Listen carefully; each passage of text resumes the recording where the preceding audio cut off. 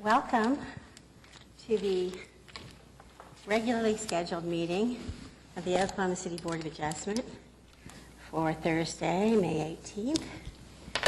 If you have an electronic device that makes noise, you might want to silence it now. We'd appreciate it very much if you do that. First order of business is to receive the minutes of our previous meeting.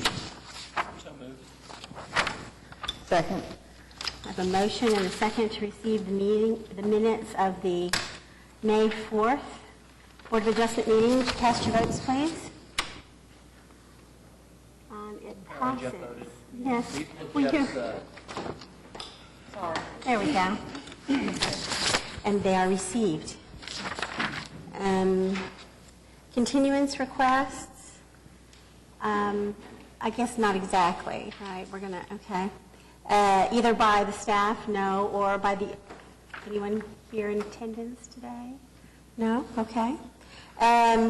No consent docket, so we'll proceed to items requiring separate vote. Item number one, case number 14329, request of Midtown Redevelopment Corporation for a variance to the maximum square footage, location within the required site triangle, and prohibition of signs located within 3 feet of the curb and 50 feet of the edge of the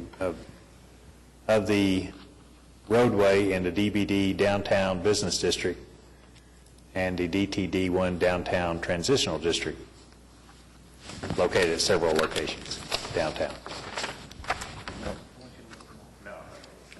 There's just a little bit of confusion about this application.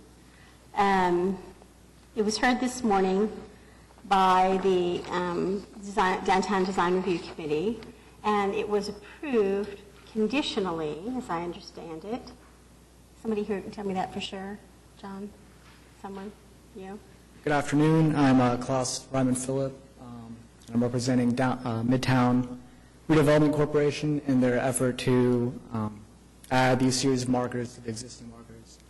And this morning, we were approved by the DDRC with the condition that there were a couple at 7th and Walker, and there was an issue with one of the footings, I think it was 13th and Broadway Place. They wanted us to correct some issues there, which we have agreed to. We were planning anyways to take those down, refurbish those, and then reinstall them along with the potential new markers pending approval. So it's kind of, and then I believe they also had in the report on condition that there's no issues from traffic as far as side triangle and views. So we've had, we submitted for revocable in the past, and we had, I think, one comment back on water, which we've addressed. So if we are approved here, we'll go back, finalize the revocable, and I think Stuart will review it then as well, Stuart Chai. Okay, so the confusion, I guess, is with respect to the question of whether these signs, which will in fact be located, at least some of them, can you tell me which ones, within the site triangle, whether or not they constitute a hazard. And I understand from staff that although signs do sometimes appear in the site triangle, they are not always hazards. I, for one, am going to want an answer to that question before I vote on whether we're going to grant a variance for those signs. So can you tell me which ones they are? So there's, I think on the map that was provided as part of this packet, sign 5 is in the side triangle, which is at 10th and Classen. Can you give the specific location? Would that be 1102 North Classen Boulevard on the first one? That's a good question. I'm sorry, I don't have that listed this way. Let's see. If I have that. So I'll help you. That one's 1105 Okay. North Classen Boulevard. Or 1102, excuse me. 1102, that was sign 5. So that one's in the site triangle? That one's in the side triangle. Sign 10 is outside the side triangle. Let's see. Sign 9 was inside the side triangle. And what does that address? That was 6th and Classen, so, So 702 North Classen that's on 2. is inside the site triangle? Sign 9, which is 6th and Classen, that was 702, is in the side triangle, yes. That was-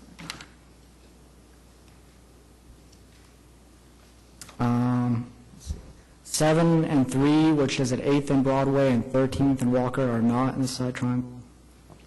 Sign 2 at 13th and Chartel, that was 1326 Chartel, I think. Is in side triangle, but it's not in the 50-foot radius. It's kind of a, I think that's at kind of a 5-point intersection. 13th and Chartel is in the side triangle, that's sign 2. Or that's one.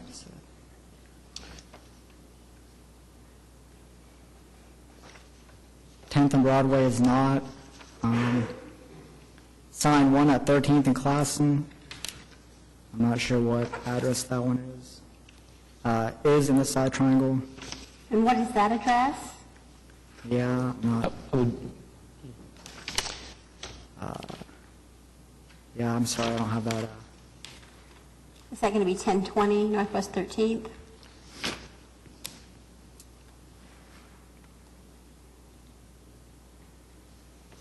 Northwest. Trying to figure out which of the 13th Street markers.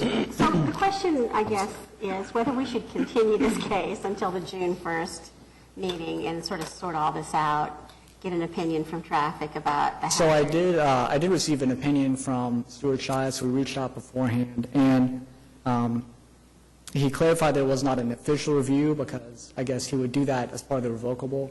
But he did, I have an email here in which we discussed it, and he, and I want to emphasize, he emphasized that it was not an official review, but he said that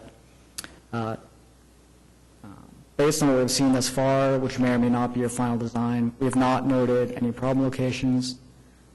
This message, therefore, does not constitute a final review.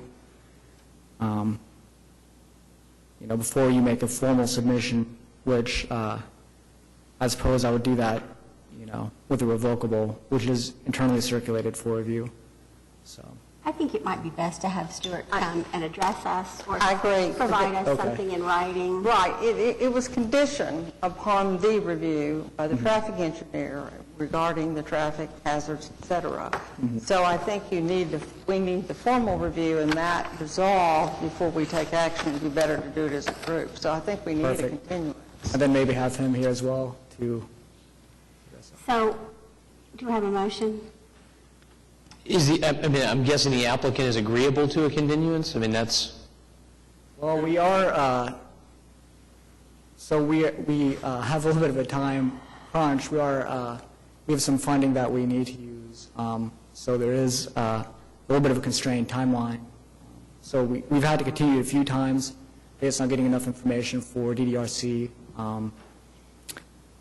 So we were hoping to get approval. I don't know if we can get conditional approval, pending Stewart's approval, through.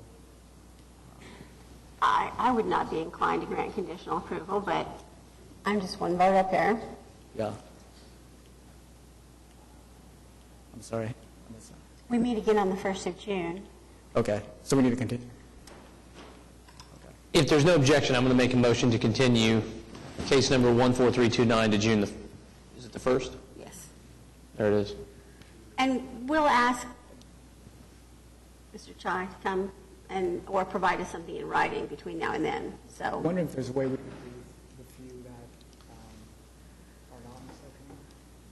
I'm not sure if you can split it up that way. There's no way that we can split it up to where we can approve the ones that are not affected and get approval for those that are not in the side triangle. and then we approve- might have been able to do that if we had, known which ones they were. I Yeah, don't know that we're going to sit here while you sort it out. right. So beginning of June is the, June 1st? It's a Thursday? Yep. Continue. Okay. Motion stands. I have a motion Second. and a second to continue case number 14329 until June the 1st. Cast your votes, please. It's continued. We'll see you then. Item number 2, case number 14354, request of Michael Worley for a variance to the maximum number of wall signs on a building in the PUD 1027 district located at 3501 Southwest 15th Street. Would you come forward, please? Give us your name and address for the record. My name is Michael Worley, and my address is 17424 South Union Avenue, Mounds, Oklahoma, and we're representing Dell on this case. So tell us what it is that you're needing. Okay, well, it's one building, but it's so big and it's only connected by a small hallway. It looks like 2 buildings.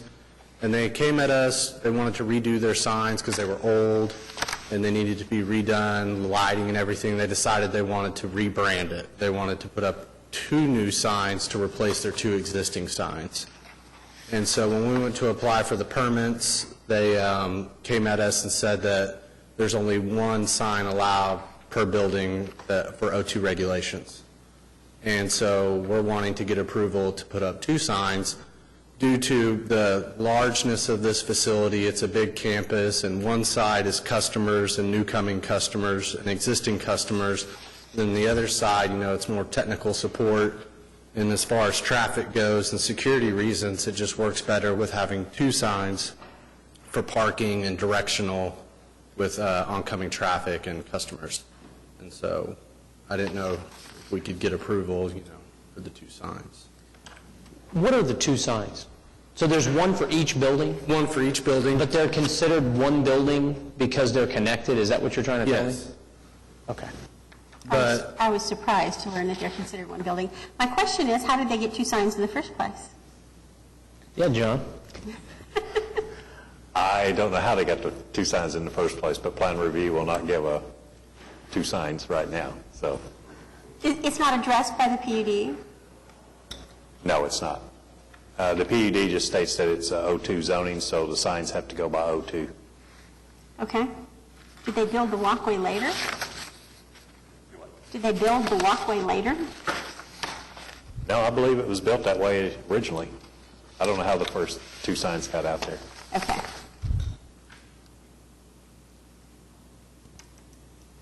Is there anyone here to speak on the matter? Is there anyone here who wants to be heard on this matter today? No? Hang on. I think it'd be appropriate to have the 2 signs. I think it does look like it's 2 buildings, and I think it's justification for the security reasons, the other reasons that are stated in the request. It is peculiar by the way it's designed in the first place. Is it a motion? Sounded like one. I'll make a motion to approve the application. I second.